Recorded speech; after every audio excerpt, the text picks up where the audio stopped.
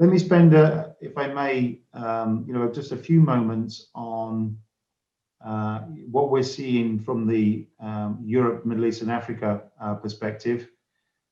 Clearly, 2020 has been a very different year. I'm sure you're familiar with lots of the key trends. We clearly were living in the digital age before COVID. We clearly were living in the data decade before this COVID era arrived. There's no doubt that COVID has accelerated digital adoption. There's no doubt also that business models, customer business models that were successful before COVID have just been accelerated at quite some pace. So the ones who could brand, who could drive customer experience, customer loyalty digitally, who could deliver, who could sell one-to-one, who could deliver a high-class customer service digitally, seem to be doing incredibly well. And if anything, we struggle to keep up with demand from those companies because they're trying to get to 2.0 and 3.0 as quick as they can. And then clearly, there's a larger group of organizations whose business model or service model would have been challenged before COVID. And the effect of COVID is just to make it even more challenged. And what we're seeing there is this race to catch up, this race to digital. I think COVID has made transparent the fact that the impact that an optimized use of technology can deliver, and the negative impact that the opposite, a unfocused use of technology can bring. So this race to catch up. I would say that there's an immense amount of innovation going on. I would say that in our industry, we have these cycles of immense innovation that we then live off for a considerable period of time. And we've had a number of years where technology has moved, but not at an immense pace. It's been more kind of consumer orientated progress rather than IT technology, business use, public use technology improvements. But we certainly are going through a big innovation cycle right now. I think COVID has been a big proving ground of many technologies. We could do a 1,000 person Zoom call or Teams call before. We could have doctors basically invited into our homes before. We could deliver to everyone. We could do all of customer experience and loyalty digitally. We just didn't before COVID. So it's proven to be an immense proving ground for technology. And I'm glad to say that at this time of great need, technology really held up. And Dell Technologies, alongside our partners in the technology industry, I think played a very big and proactive role in ensuring that the healthcare systems and the government systems that we've depended upon throughout this year were as robust and as supported as they could have been throughout that period. So look, I think a big period of reevaluation by companies and governments around the world about the use of technology and how it provides benefits. I would say that that the business plans that had 2030 on them are now marked 2025. The business plans that had 2025 are now marked 2023. In essence, there's been a great speeding up of this incredible tornado that is the technology industry. After a year of, by calendar Q2 2020, I can say that clearly, for obvious reasons, technology demand for infrastructure was certainly put on the back burner as businesses focused on the automation of their workforce from home. Whilst the education round of extra investment and healthcare investment continue, and I think those trends will continue in the years to come, certainly out into the 2023-2024 timeframe.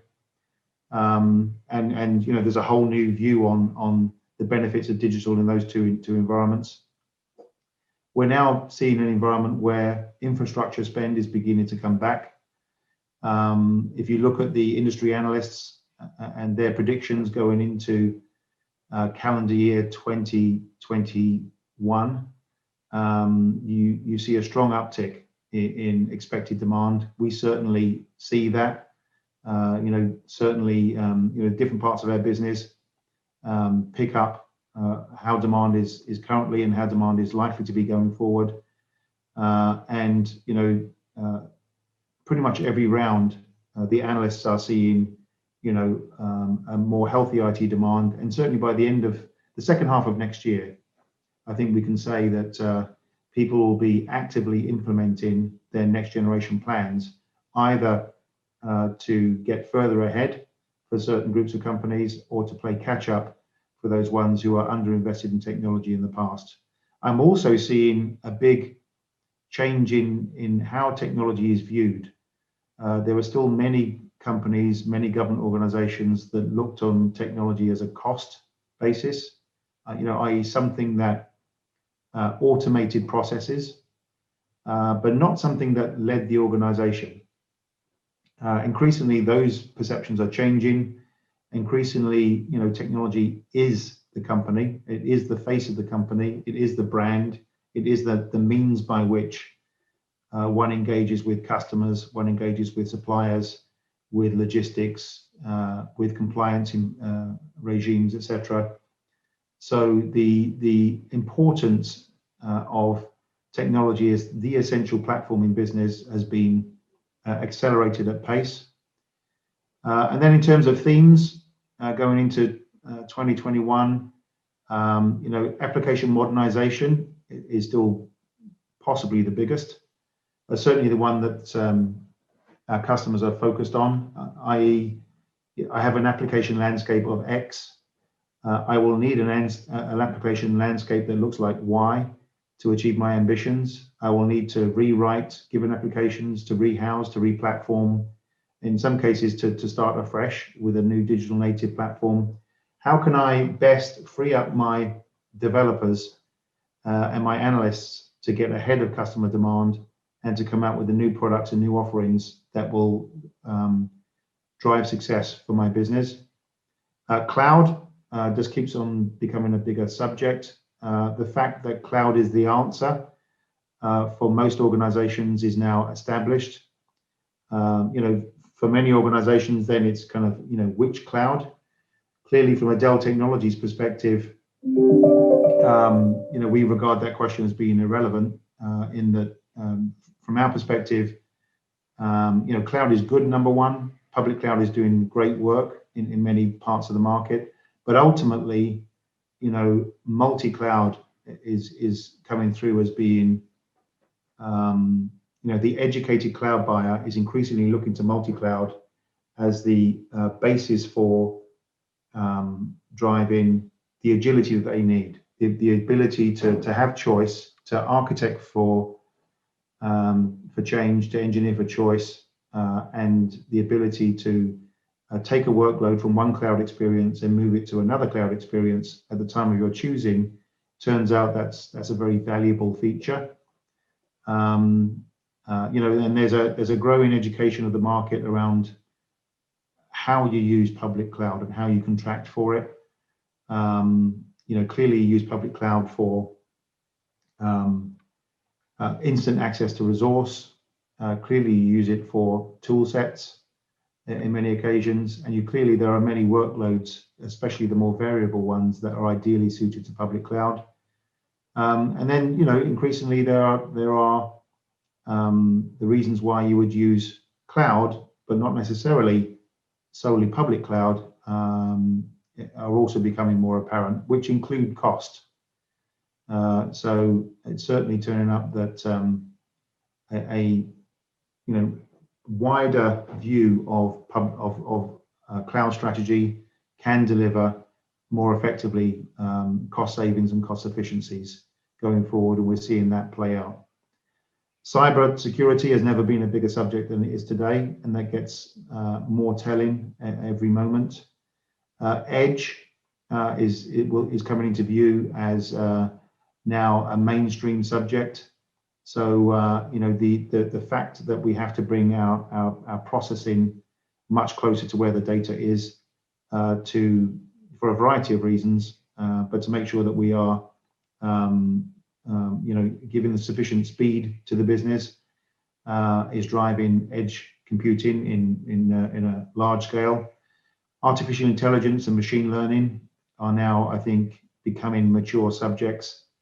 We're beginning to see some real business benefits from AI. I can tell you, even from a Dell Technologies example, our product forecast is greatly enhanced through the use of AI, alongside the kind of manually driven forecasting, and candidly, the AI-driven one is more normally correct or closer to being correct.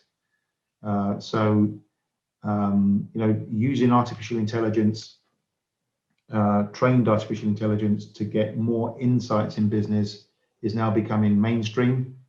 And likewise, the ability to train machines to get better outcomes with machine learning is becoming much more mainstream. And then ultimately, 5G, we see revolutionizing business.